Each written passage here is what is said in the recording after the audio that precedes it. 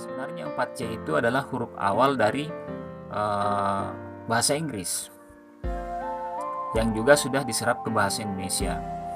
Yang pertama yaitu critical thinking, ya, maksudnya berpikir kritis.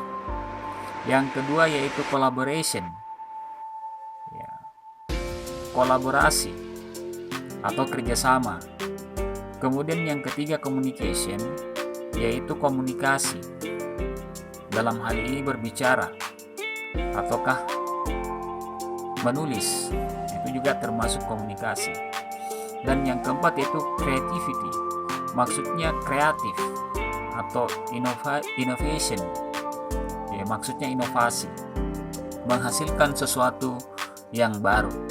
Nah, jadi itu yang dimaksud dengan ya 4C. Nah, bagaimana itu HOTS? Jadi HOTS ini tersusun atas 4 kata: higher order thinking skills, dimana higher order itu adalah urutan yang paling atas ya, sementara thinking itu adalah berpikir, dan skills itu adalah kemampuan. Jadi secara tidak langsung arti dari HOTS yaitu kemampuan berpikir yang levelnya itu berada di bagian atas. Nah, sekarang kita lihat pengertian HOTS. HOTS dapat dikategorikan sebagai gabungan dari kemampuan berpikir, menalar, menganalisis, mengevaluasi, dan memutuskan sesuatu. Saya kira rekan-rekan sudah paham bahwa kemampuan berpikir tingkat atas itu bisa saja berupa kegiatan menalar, menganalisis, mengevaluasi, dan memutuskan sesuatu.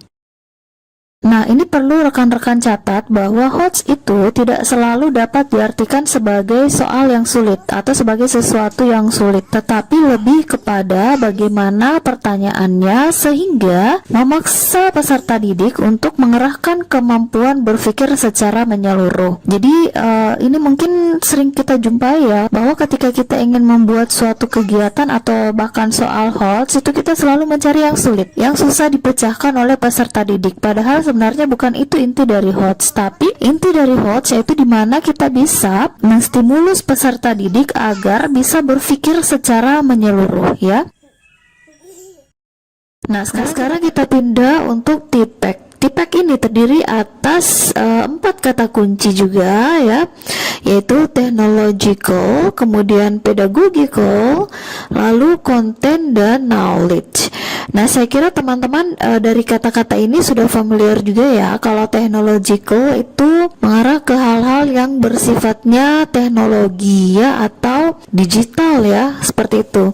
Ya, menggunakan teknologi era 4.0 seperti itu ya. Kemudian pedagogik itu berkaitan dengan sistem atau cara pengajaran ya, cara menyampaikan suatu ilmu gitu. Kemudian konten berisi isi, bagaimana muatan-muatannya. Kemudian knowledge itu adalah pengetahuan. Jadi TPEC di sini diharapkan menggabungkan keempat unsur ini, yaitu ada unsur teknologinya, ada unsur pedagogiknya, ada unsur konten, dan juga knowledge-nya.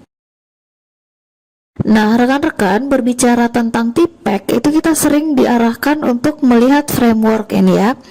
Nah, di sini framework ini kita lihat ada 3 lingkaran inti ya di sini. Lingkaran pertama itu berisi technological knowledge ya, teknologi dan knowledge. Kemudian untuk lingkaran yang kedua itu adalah ada content knowledge atau CK. Kemudian yang lingkaran yang ketiga itu pedagogical knowledge. Nah, seringkali untuk pengajaran konvensional atau pengajaran tempo dulu itu kadang-kadang menggunakan technological knowledge-nya saja atau TK saja. Kadang juga menggunakan content knowledge-nya saja, tidak ada technological ataupun bahkan pedagogical knowledge, hanya pedagogical knowledge atau PK. Nah, di luar dari itu mungkin ada juga guru-guru yang sudah menggabungkan antara technological, content, dan knowledge atau TCK, ataupun mungkin sudah mengaitkan antara pedagogical, content, dan knowledge, atau bahkan ada juga yang menggunakan technological, pedagogical, dan knowledge.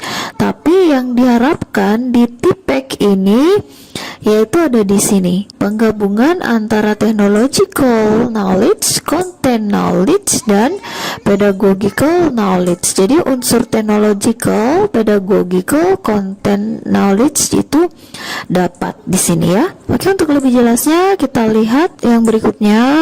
Kita lihat pengertiannya. Di sini dikatakan bahwa TPEC itu merupakan kerangka kerja atau framework yang berpotensi memberikan arah baru untuk guru ya, dalam memecahkan masalah yang terkait dengan pengintegrasian TIK dalam kegiatan belajar mengajar.